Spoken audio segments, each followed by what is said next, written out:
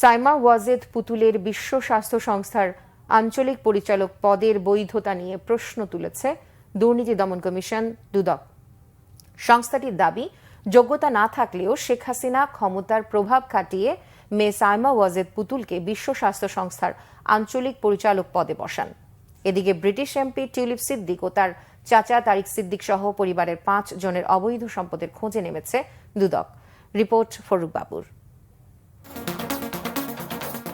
Autism নিয়ে কাজ করা শেখ হাসিনা কন্যা সাইমা ওয়াজেদ পুতুলের বিশ্ব স্বাস্থ্য সংস্থার দক্ষিণ পূর্ব এশিয়ার আঞ্চলিক পরিচালকের দায়িত্ব পাওয়া নিয়ে প্রশ্ন তুলেছে দুদক। 2024 সালের ফেব্রুয়ারি থেকে বিশ্ব স্বাস্থ্য সংস্থার দক্ষিণ পূর্ব এশিয়ার আঞ্চলিক পরিচালকের দায়িত্বে আছেন পুতুল।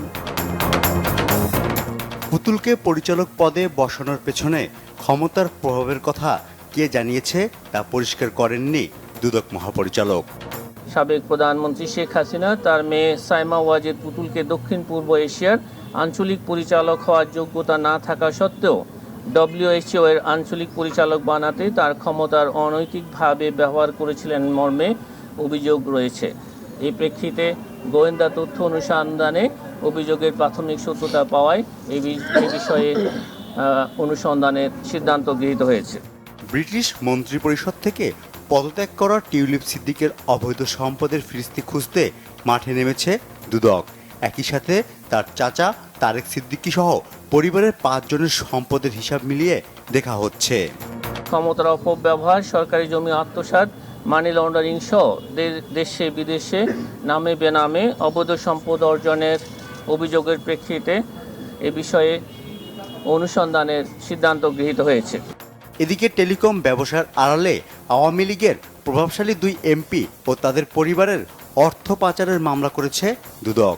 ক্ষমতার প্রভাব খাটিয়ে বিদেশি ইনকামিং কলের 3,32 লাখ মার্কিন ডলার দেশে ফিরিয়ে আনেননি সাবেক এমপি ও প্রতিমন্ত্রী জাহাঙ্গীর কবির নানকের পরিবারের প্রতিষ্ঠান রাতুল এন্টারপ্রাইজ।